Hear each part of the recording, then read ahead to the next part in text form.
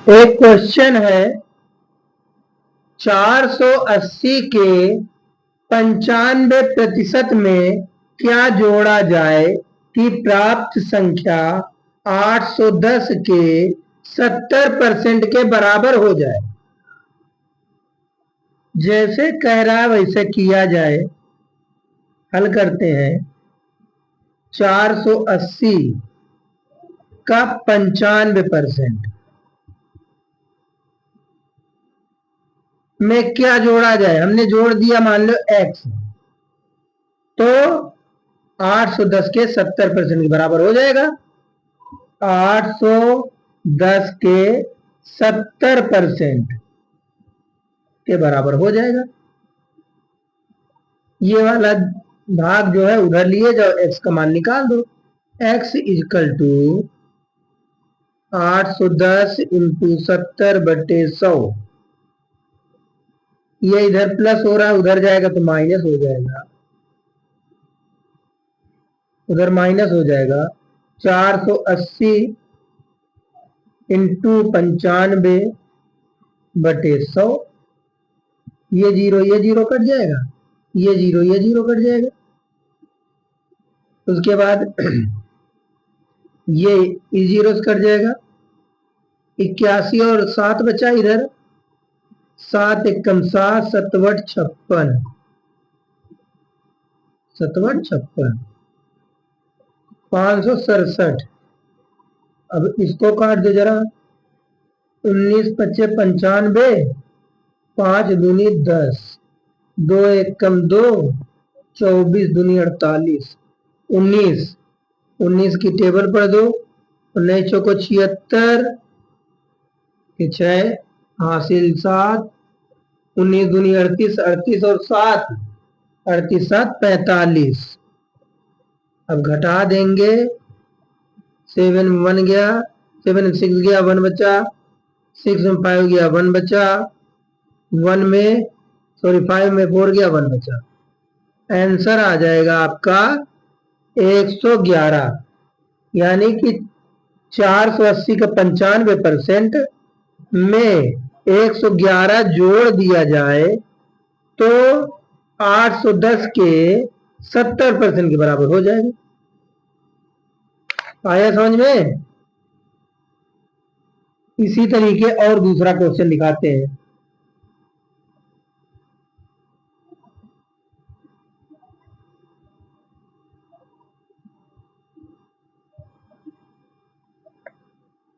दूसरा क्वेश्चन है, एक मोबाइल फोन की कीमत पर 15% की वृद्धि की जाती है। एक मोबाइल फोन की कीमत में 15% की वृद्धि की गई, वृद्धि कर दी जाती है। तो नई कीमत जो है, नई कीमत हो जाती है 11,500 रुपए। तो कहेगा मूल कीमत क्या थी? मूल कीमत क्या थी? मतलब कि एक जब 15% की वृद्धि की गई तो 11,500 रुपए का मोबाइल हो गया। तो वृद्धि के पहले मोबाइल की कीमत क्या रही होगी? इसमें सीधा सीधा सवाल है। पहले जो 100 रुपए की चीज थी वो 115 रुपए की मिलने लगी। 15 रुपए की बढ़ोतरी है, यानी कि 15% बढ़ोतरी है।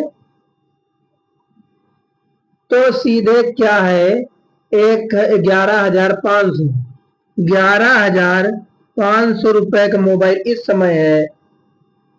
तो उस समय कितने का? 100 रुपए के 115 की है, तो यानी कि 115 से सीधे भाग कर दो और 100 से गुणा कर दो, तो ये पहले का रेट था।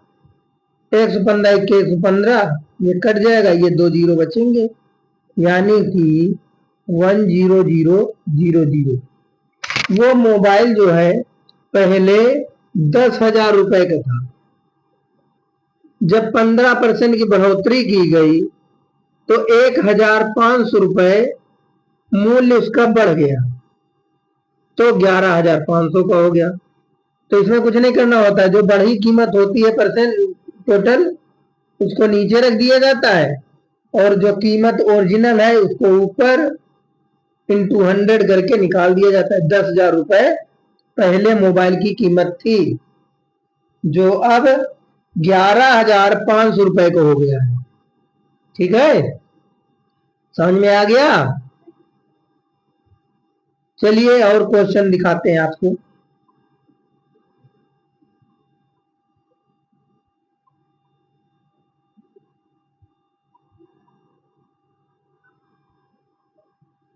अगला क्वेश्चन है, एक वस्तु का अंकित मूल्य, एक कोई वस्तु है उस पर अंकित मूल्य जो लिखा हुआ होता है 9,900 रुपए है, 9,900 रुपए है। यदि 25% की छूट दी जाती है, यानी कि 25% का डिस्काउंट मिल गया, छूट दी गई 25%, तो वस्तु का विक्रय मूल्य क्या होगा? यानी कि वस्तु का विक्रय मूल्य,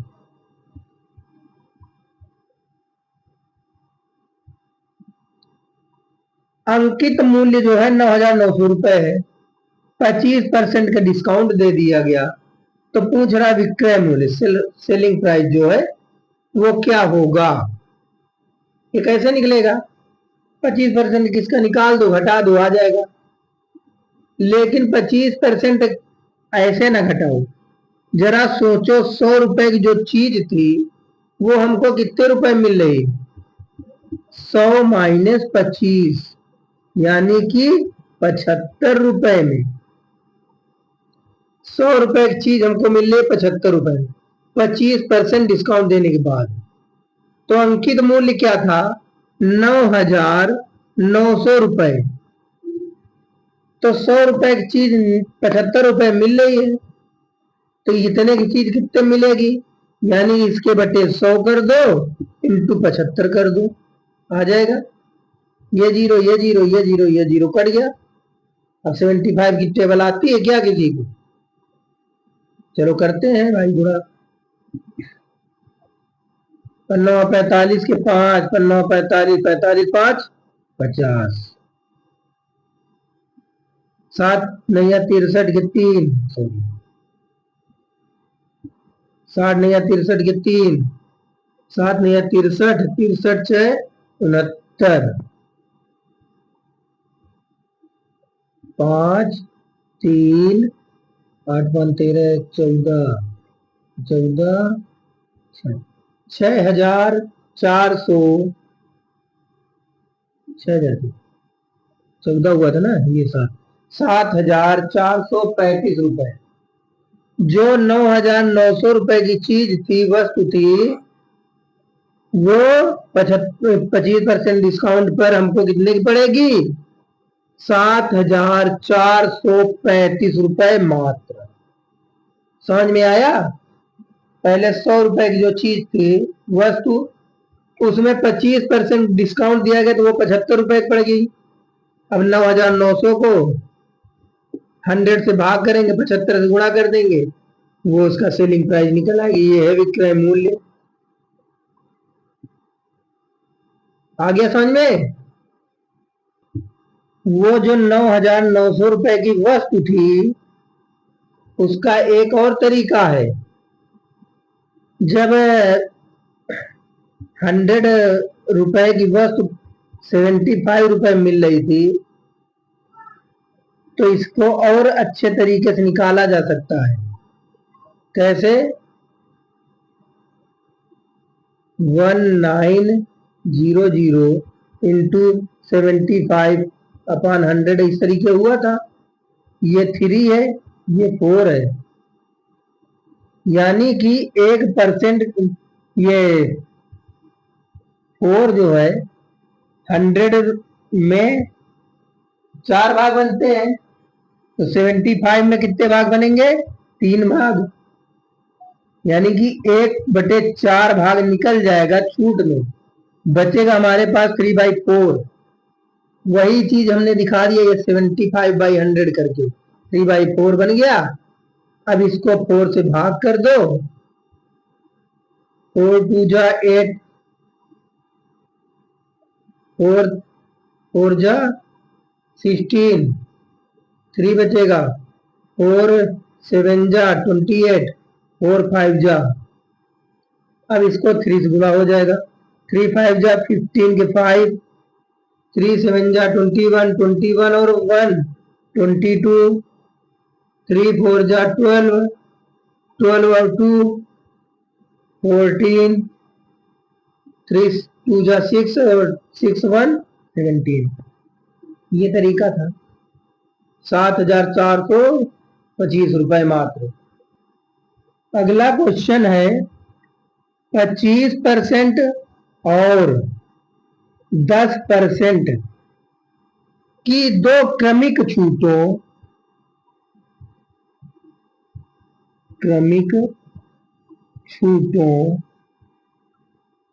के समतुल्य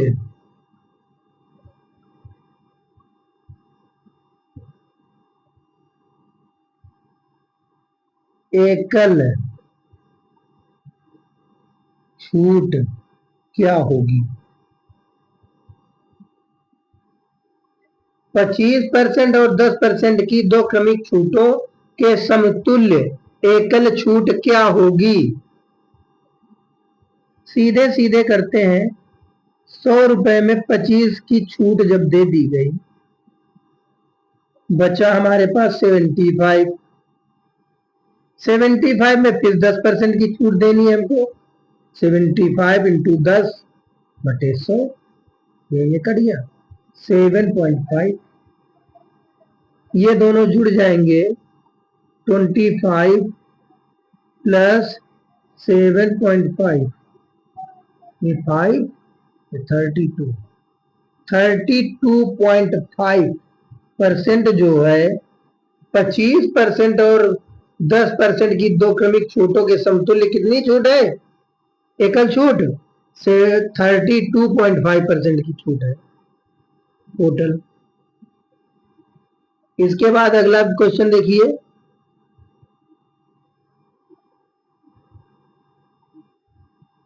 अगला क्वेश्चन बहुत जानदार है।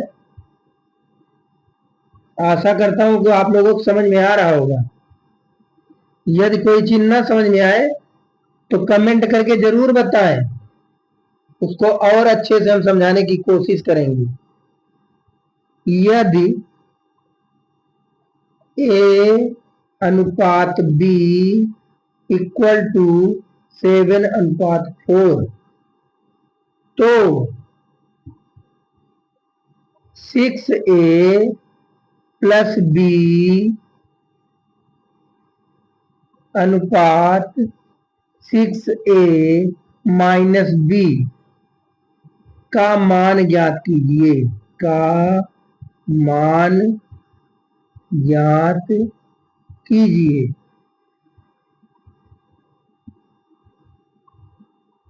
A/B इक्वल टू 7/4 और पूछ रहा है 6A प्लस B अनुपात 6A माइनस B। तो सीधे सीधे मान लेते A बराबर 7, B बराबर 4, A equal to 7, B equal to 4। कुछ नहीं करना है, सीधे इनमें रख देना है। क्या हो जाएगा? 6 इंटू 7 प्लस B है 4 अनुपात 6 इंटू 7 माइनस B, B है 4। 6 और 7 का मल्टीप्लाई करेंगे, 42 प्लस 4 और इधर अनुपात 42 माइनस 4, ये हो गया 46 अनुपात ये हो गया 38। अब 2 से कट जाएगा, 19 2 से कट जाएगा, सॉरी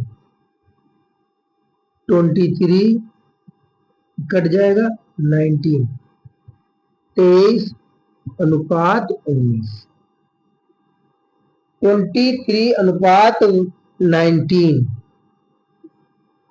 समझ में आ गया?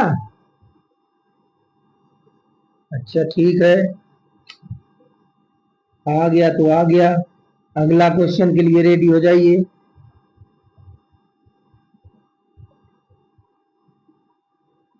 अगला क्वेश्चन है, एक मेज का विक्रय मूल्य, एक कोई मेज है, विक्रय मूल्य उसका 7,686 रुपए है। 7,686 रुपए। यदि लाभ परसेंट 22% है, लाभ जो है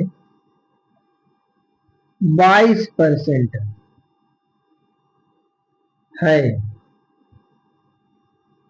तो इसका क्रय मूल्य, मेज का क्रय मूल्य क्या होगा?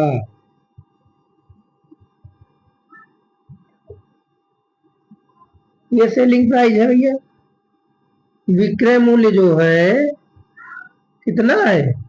7,686 रुपए, और उसमें लाभ कितने परसेंट जुड़ा हुआ है? 22, यानी कि 22%।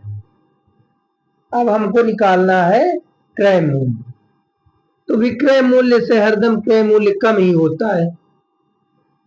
तो 100 रुपए की जो चीज वस्तु थी, वो अब हमको कितने मिल रही है? 122 रुपए। एक मेज जो है अगर क्रय मूल्य पर मिलती तो 100 रुपए की मिलती, लेकिन 22% इसमें लाभ जुड़ा हुआ है विक्रय मूल्य में, तो वो 122 रुपए की मिली है हमको। तो यानी कि विक्रय मूल्य को हम 122 रुपए से भाग कर दें और 100 रुपए से गुणा कर दें, तो ये विक्रय मूल्य नीचे कट जाएगा, जो आएगा 100 से गुणा करके वो क्रय मूल्य आ जाएगा। ये कितने से कटेगा? 2 से कटेगा, काटिए जरा। 51 हो जाएगा क्या? नहीं, 61 हो जाएगा। 2 से कटेगा 3, 8, 4, 3। अब ये सीधे सीधे 61 से ही कट रहा है। आता है 61 टेबल? चलिए भाग करके देखते हैं। 61, 3, 8, 4, 3, 6 छक्का 36, 6 बार जाएगा।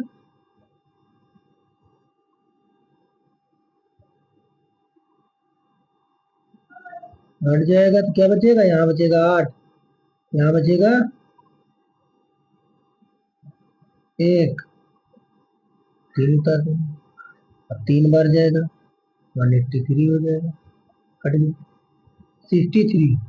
यानी कि इसको जब काट देंगे तो ये आ जाएगा 63, यानी कि 100 से जब गुणा हो जाएगा 6300, 6,300।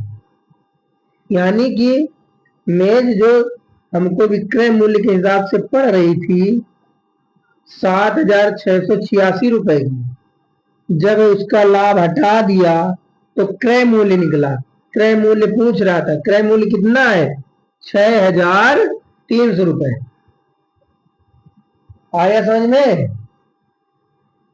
अगर आ गया तो बहुत अच्छी बात है, नहीं आया तो एक बार हमसे फिर कमेंट करिए, बताइए क्या चीज नहीं आई, फिर समझाएंगे। हमारी आवाज जो है थोड़ी भारी सी है, तो ये चीज का लोगों को पसंद नहीं आती हो, पसंद नहीं आती है तो भाई साहब इसके लिए तो हम कुछ नहीं कर पाएंगे। अगला क्वेश्चन है, दो संख्याओं का अनुपात 5:6 है। यदि उनका गुणनफल 1,920 रुपए है तो दोनों संख्याओं का योग क्या होगा? अच्छा जी, दो संख्याएं हैं, मान लिया एक ए है दूसरी बी है, इनका अनुपात जो बोल रहा है 5:6 बता दिया। ठीक है, ए मान लिया 5 बी मान लिया 6 है, 5:6 हो गया। यदि इनका गुणनफल 1920 रुपए, अच्छा जी, तो ए बराबर 5x, बी बराबर 6x, ये संख्या है। ए इंटू बी गुणनफल यही होगा, 5 × 6 30, x into x square, 30x², इसके बराबर बोल रहा है 1920 के बराबर बोल रहा है गुणनफल, 1920 की। तो x² बराबर क्या हो जाएगा? 1920/30, 3 × 3, 3 × 18, एक बचा, 3 × 12, x² बराबर 64, x² बराबर 64, x बराबर 8, x बराबर 8 निकला। यानी कि संख्या क्या हो गई? संख्या ये थी ना, संख्या ए बराबर हो गई 5 × 8 यानी हो गया 40, बी बराबर हो गया 6 × 8, ये हो गया 48, 48। अब कह रहा है इन संख्याओं का योग, यानी कि ए है ये बी है, इनको जब जोड़ देंगे तो 40 और 48 कितना हो जाएगा? 88। संख्याओं का योग क्या हो जाएगा? 88 हो जाएगा। समझ में आया? ए बराबर 5 मान लिया, बी बराबर 6 मान लिया। अब इन दोनों का गुणनफल जो होता है ए इंटू बी, यानी कि 5x और 6x गुणा हो जाएगा 30x², 30 से भाग कर देंगे x² निकलेगा, x² बराबर निकला 64, x बराबर निकलेगा 8। उसके बाद 8 से गुणा कर देंगे, 8 × 5 = 40, 8 × 48, 40 और 48 दोनों संख्याएं निकली अलग अलग। अब कह रहा है दोनों संख्याओं का योग कितना होगा? 40 और 48 जोड़ देंगे 88 हो जाएगा। ठीक है,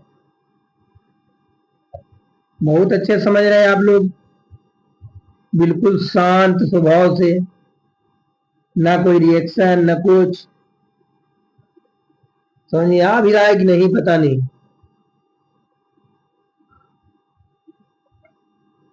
एक क्वेश्चन है 24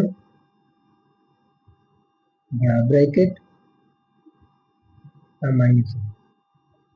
-8 मंझला ब्रैकेट 6 छोटा ब्रैकेट 10 रेखा ब्रैकेट 8 + 5 छोटा मंझला बड़ा सब बंद। अब देखिए इसको हल करते हैं, कैसे हल होगा।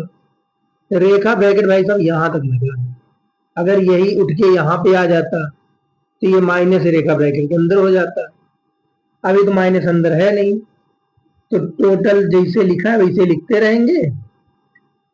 8 - पहले रेखा ब्रैकेट हल करेंगे, 6 - 10 ये 8 और 5 कितना हो जाएगा? 13 हो जाएगा। 24 - 8 - 6 अब इसको हल करिए, -3, इसके बाद 24 - 8 ये माइनस माइनस प्लस हो जाएगी, ये ब्रैकेट खोलेंगे छोटा, तो यहां हो जाएगा 6 + 3 इसके बाद 24 माइनस 8 और ये 9 हो जाएगा, और माइनस आएगा जब -9 हो जाएगा। इसके बाद 24, अब ये अंदर क्या हो जाएगा, ये माइनस है, यहाँ क्या हो जाएगा -1, अब ये माइनस माइनस फिर गुणा हो जाएगा, 24 minus minus plus 1 equal to क्या आ जाएगा 25 आ जाएगा आंसर इसका। कितना है आंसर 25। आया समझ में?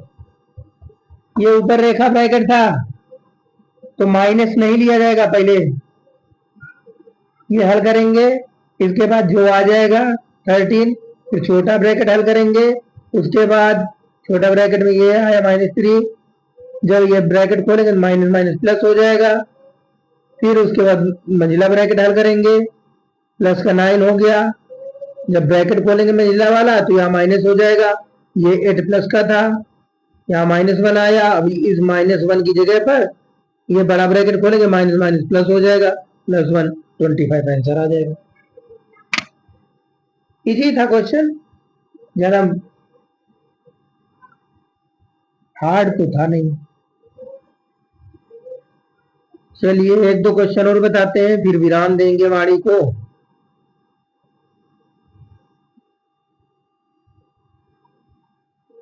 इसके बाद कह रहा है, क्वेश्चन है ए के किस मान के लिए, ए के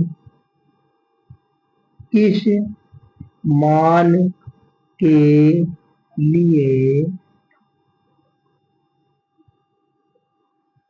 2545 सॉरी, हाँ 2545 ए 8 से विभाज्य होगा, 8 से विभाज्य होगा। एक एक किस मान के लिए 2500 सॉरी 2000 नहीं 25,400 ये जो भी हो 50 कुछ 8 से विभाज्य होगा। 8 से विभाज्य होने के लिए 8 से विभाज्य होने के लिए आखिर यानी कि इकाई, दहाई, सैकड़ा, सैकड़ा तक के मतलब कि 3 अंक लास्ट के 8 से विभाज्य होते हैं तो पूरी संख्या विभाज्य हो जाती है। तो यानी कि ये 45 ए हमने लिख लिया, 8 से भाग करना चालू किया, 8 5 40 बचा गया 5, ए उतारेंगे, अब 8 की टेबल पर यानी कि 51 से लेके 59 के बीच में, 50 से लेके 59 के बीच में जो पहाड़ आ जाए वही एक मान होगा। 8 5 40 और 6 48, 8 7 56, 48 अगर लिखोगे तो आएगा नहीं, 8 7 56, 8 64 बड़ा हो जाएगा, 8 7 56, यानी कि 56 विभाज्य करने के लिए एक जगह पर हमको 6 लिखना पड़ेगा, यानी कि ये बराबर क्या निकल आया 6। इजी क्वेश्चन था। 8 से विभाज्य होने के लिए इकाई, दहाई, सैकड़ा तक के देखे जाते हैं 3 अंक, 3 अंक देख लोगे ऑटोमेटिक विभाज्य निकल आएगा। यहीं पर अगर 5 की जगह पर ए दिए होता तो देखते फिर कुछ और निकलता, यानी कि 40 के बाद 48 भी हो सकता था, यहाँ 0 भी हो सकता था, 8 भी हो सकता था, तो आगे वाली संख्या पर निर्भर करता। फिर ये चीज देखना है, ठीक है। 8 से विभाज्य होने के लिए एक मान क्या होना चाहिए 6 होना चाहिए। इसके बाद एक क्वेश्चन और है, क्या है क्वेश्चन? क्वेश्चन है 50,000 रुपए की मूलधन 8 वर्षों के लिए साधारण ब्याज पर निवेश किया जाता है। यदि प्रति वर्ष ब्याज दर 12% है तो 8 वर्ष बाद धनराशि क्या होगी? मूलधन क्या है? 50,000 रुपए। ब्याज दर क्या है? दर है 12%। और समय है 8 वर्ष। हमको मिश्र धन पूछ रहा, टोटल कितना हो जाएगा? ठीक है, तो बहुत इजी सा क्वेश्चन आपने पढ़ा होगा। पहले 1 वर्ष का निकाल लो, फिर टोटल कर दो, 12 वर्ष का निकल आएगा, 8 वर्ष का। चलो 50,000 का 1 वर्ष का निकाल लो। 50,000 इंटू 12 इंटू 1/100, 0 0 0 0 कट गया। 12 पंचे 60, यानी कि 6,000। 1 वर्ष का जो ब्याज है वो 6,000 है। अब 8 वर्ष के लिए हमसे कहा है, 8 वर्ष का ब्याज को कितना हो जाएगा? 8 छंग 48, 48,000 ब्याज हो जाएगा। और मूलधन कितना था? 50,000। टोटल मिश्रधन क्या हो जाएगा? मिश्रधन क्या हो जाएगा बताइए? 50,000 और ये हो गया ब्याज 48,000, 0 0 0 8 9, 98,000 जो है वो हमारा ब्याज, वो हो गया ब्याज और मूलधन मिला के मिश्रधन। टोटल हमको 8 वर्ष बाद कितना मिलेगा? 98,000 रुपए हमको मिलेगा। तो आप लोग कैसे लगे ये क्वेश्चन, कमेंट करके बताइए। और नहीं अगर समझ में आए हो तो कमेंट करिए, हम दोबारा समझाएंगे इनको और सरल विधि में। तब तक के लिए धन्यवाद।